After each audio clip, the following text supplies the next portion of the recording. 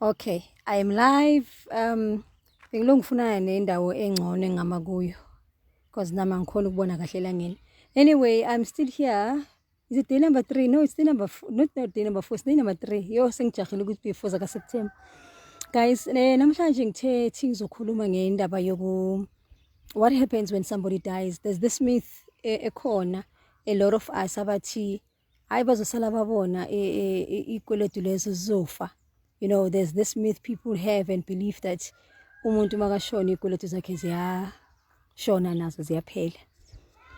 Guys, let me explain to you ukuthi umuntu mayeshona what happens. Besides ama costs we funeral, kunama costs amanye akhona, ama costs afana ne a former part what is called estate duty. Umuntu mayefa izinto zakhe they turn them into an estate, meaning that kuyabhekwa ukuthi lo muntu lo mayeshona how many assets anawo and how much are those assets worth, and if then how must those assets be distributed.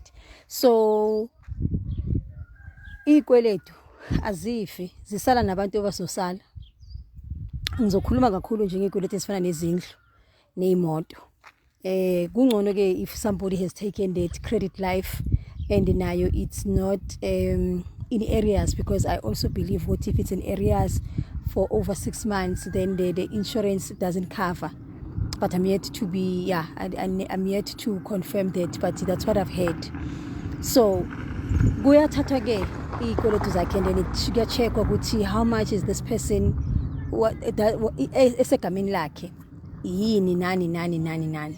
Now if everything is egameni lakhe, especially ama assets izinto ezifana izindlu yabona, and ngizobala nje izindlu, imoto, and then if somebody unalo such things and mabazihlanganisa zenza over 250,000, then if it's more than 250,000 then fanele then you must get what is called a letter of executorship, and that is applied for a court.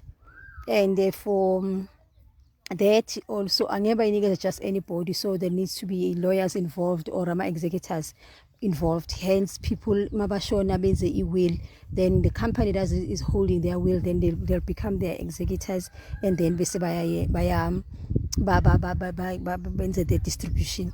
But if it's less than 250,000 then kufuneka lento ebizwa ngokuthi letter of authority. That letter of authority then as a family you can choose ukuthi ubani who's going to take who's going to be responsible for the distribution, and then bese ni lo muntu loyo ke uyo uzofanele abone ukuthi how are the assets distributed zalo muntu loyo. So sengisho ukuthi there are so many cases where I've got a whole lot of people ukuthi bashone without wills, and then ama assets wabo are over 250,000 and there's issues, and these are the things that we should be caterele for while sisaphila, because ama eventualities esaziyo ukuthi azoba khona. But I understand ke ukuthi azenzeki because people are not aware ukuthi umuntu makahambile, it's not only cost ye funeral but ukuhamba kwakhe it also becomes a cost on its own, meaning ukuthi kunento ebizwa ukuthi estate duty, which is like a tax that it gets paid by the estate yalo muntu loyo. Sengisho ukuthi guys akupheleli lapho yabona. So when they do that estate L&D account, sengisho ukuthi leyo ke sizayikhuluma ngelilanga, then in that account it's where they see ukuthi unani unekweletu kuphi and whatsoever, and then bese baya minusa from the assets ba minus, then kusale khishwe nemali tax, bese then the balance is distributed accordingly. So then there's a distribution is that differ ke ukuthi does this person have a will, then what happens if they don't have a will, what happens. But sengisho ukuthi umuntu mayeshona, for that those executors, the executors fees as well as ama estate duty which is tax that is payable for those for that estate, yile zinto lezi that you can mothathe life cover sufficient, imali yakhona can be covered those costs by life cover.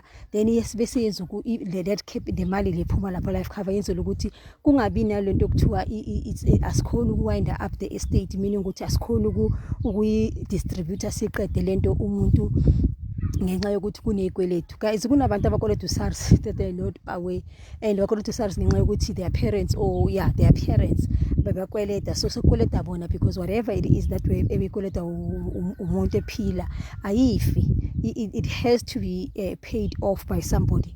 And then in a case la I'm not sure ngalama accounts, store clothing accounts, but I believe ukuthi nawo anayo credit life insurance yakhona attached to it. But bottom line ukuthi izinto ezifana nabo municipal rates azifi lezo zinto lezo. So the person who's going to take over the house, they need to pay that money that ukolota umasipala. So that's why it's very important ukuthi while sisaphila we cater for such things. And how do we cater for those things? We cater for them through making sure ukuthi we've got a sufficient life cover, so that makwenzeka usuhambile sekulula ke ukuthi ku distribute those monies, you know, accordingly kubhadale lento efanele ibhadale, and then kusale whatever efanele isale. So manje we sitting with a lot of people ukuthi abantwana, I know there's a friend of mine nje abantwana bakhe estate kababa has not been winded up because there was issues, no mama khona naye ended up owing uSARS. Sengisho baningi. There's a friend of mine ngitshela ukuthi yena I understand ukolota uSARS kanjani, wamtshela ukuthi the husband, no, that's how the husband lento ka husband yakhe ngithi, but that's how it works. So mina lokho ngikwenza manje angifuni ukuthi siphinde siloku repeat the same thing over and over sisithola kulale nkinga, whereas we could have done something about it while we are still here. And I understand ukuthi many people ukuthi abazi ukuthi there's such things, bagcina abantu bakhala balwela ifa abangazi nokuthi lelo fa lelo alikho. Uyabona, I've got a client that I had a client say FNB bafika bamkhipha abantu basemzini bathi indlu kabhuti. So then she left, and then when she came here to Ilokholo, because they had a trust, and then she said no, the only way she dealt with them was that ithe maseba basebamkhiphile endlini phela indlu kabhuti wabo izimoto nani. Then she called the meeting wase ecela ukuthi ibank inazi statement, ibank lo muntu uyakweleta lezi ndlu ziyakweleta, indlu yakweleta, imoto yakweleta, so ufuna ukuthi bamupha ama details wabantu that they're going to transfer those debts into, because otherwise ifane zidliwe, and then she's not going to pay the things ekuthi yena akusezakhe, and she's not lezi zinto akusebenza yaba clear. And none of the family members wanted to take that, because people are under the assumption ukuthi hayi into mayimile laphana yaka sibanibani. They don't understand with some of the things, especially these imoto nezindlu eziningi sakweleta sithathwe ngesikweletu. So yingakho ke fanele ukuthi sizilungiselele ukuthi by the time kufika that eventuality esazi ukuthi sokwenzeka, asingashiya abantu basenkingeni ngento ukuthi nathi we could have catered for. Make sure ukuthi you've got a sufficient life cover, and then wazi ukuthi there's these costs that are going to happen if wena unezikweletu, and you must make sure ukuthi your credit your debts are up to date, because abantwana bazosala banenkinga. Njengoba ngisho bengisenze trust services, there's a child ekuthi they came, umama wakhe was an executive FNB long time ago, and then she passed on, and then ngathi lo mntwana ukhuliswe umama, ubaba khona washona or something. I don't remember the story kahle what happened to the father, but the umama, the reason they had a trust is because pension kamama paid, so we were administrating the trust on behalf of the child. Now the grandmother wanted us to pay indlu le umasipala besekayidla, and ezinye 2 houses were already zidliwe ibank. So bekafuna ukuthi sithi sisave the one house athi wenzela ukuthi abo umntana lo abe nendawo. So she wanted us to pay as the trust is pay on the beneficiary, on behalf of this beneficiary. But unfortunately that also couldn't be done, because it's like saying ukuthi umntana ona 8 years must take responsibility for the house ekunabantu abahlala kuyo. Yabona. So then kwaba case ukuthi no, then we must help them ukuthi the people that are living in the house baqala babhadale income, and then if trust izobhadala portion yalo mntwana, then so that then that money can be paid over to the bank.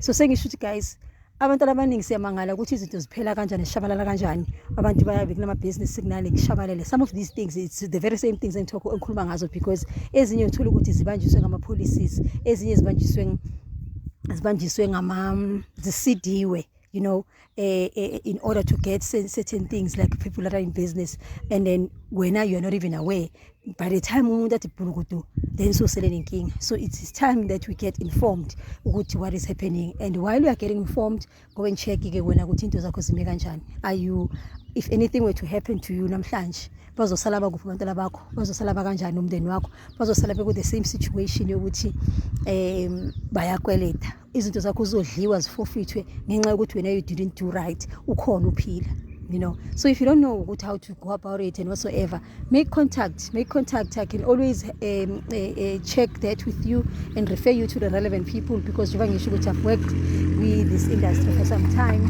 so I'm very I'm clued up with some of these things. So yeah, that is it that I wanted to share namhlanje. The next time what I will do, I will explain the different types of death, ukuthi if umuntu ashone with a will, what happens, if ashone without a will, kwenzakalani, and so forth, so that guys, we need to get our houses in order. Siqala unyaka omusha, and those that are not even conscious or not aware ukuthi kukhulunywa ngani, according to our African calendar, this month, the 23rd of September to be exact, sizobe starting a new year. And then let me just leave it there. So hence I'm doing all these things with asithi sivala lo nyaka, you know, sivala lo nyaka uvale kahle izinto zakho uzenze in order, and putting your things in order, wenzele ukuthi nakusasa abantwana bakho and your loved ones bangasali bakhalisa ukuthi bashiye enhluphekweni kuloku wazi kanti you could have done better kuloku khona. So that is it from me to you today. Ngizonibona kusasa. Only I realize ukuthi bengithi day 4 kanti day 3. So I will see you tomorrow. Kusasa ke ngizobe sengenza leya difference, the different types of deaths. When you die without a will, what happens, and we die with a will, kwenzakalani. That is it from me to you today. Remember to send your questions, remember to comment, remember to like, remember to share. Other than that is it from me to you today. Much love. Bye bye.